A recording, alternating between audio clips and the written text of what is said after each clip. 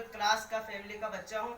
लेकिन दोस्तों मैंने कभी सोचा नहीं था, लेकिन डॉक्टर साहब ने मुझे सपना दिखाया, और सपना दिखाने के साथ साथ जिस दिन मेरी 500 की इनकम हुई थी, मैं इतना खुश था कि मैं क्या बताऊं आपके, कि मैंने एक दिन में बिना कुछ किए 500 रुपये अचीव किया, $5 की इनकम। लेकिन मेरे को लगा कि जब फिर मैं मीटिंग में आया, डॉक्टर साहब ने मुझे प्रेशर किया कि आओ मीटिंग में आओ, सीखो। फिर मैंने जब सीखा वहाँ पर, तो वहाँ पे डॉक्टर साहब ने बताया आज मेरी इनकम $10 हुई है। मैं बड़ा परेशान कि भाई मेरा भाई जो था, मतलब पूरा दिन काम करते हैं, पूरा दिन काम करते हैं, तब जाके 300 रुपये अचीव करते हैं।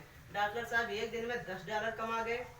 अब मैं भी बड़ा परेशान, तो मैंने फिर उसको सीखने की कोशिश की, तो मैंने $10 कमाया। फिर मेरे को यकीन हुआ हाँ कि ये सही सिस्टम है।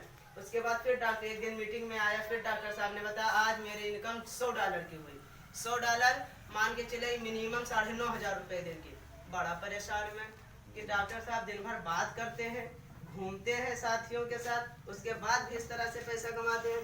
तो मैंने भी ट्राई किया और फिर देखा, तो दोस्तों सबसे हाईएस्ट जो मेरी एक दिन की इनकम रही है वो 64,000। Yes yes.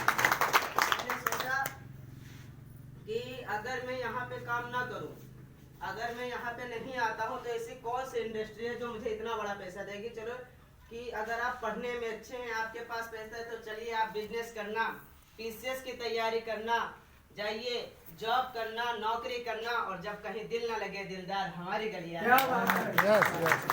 तो और मैं बताऊं कि यहाँ पर बहुत सारे लोग सबसे पहले तो आपको ये समझाएंगे कि ये नेटवर्क मार्केटिंग फंसने और फंसाने का काम है। दोस्तों मैं आपको बता दूं, यहाँ फंसने और फंसाने का काम नहीं, बल्कि बसने और बसाने का काम है।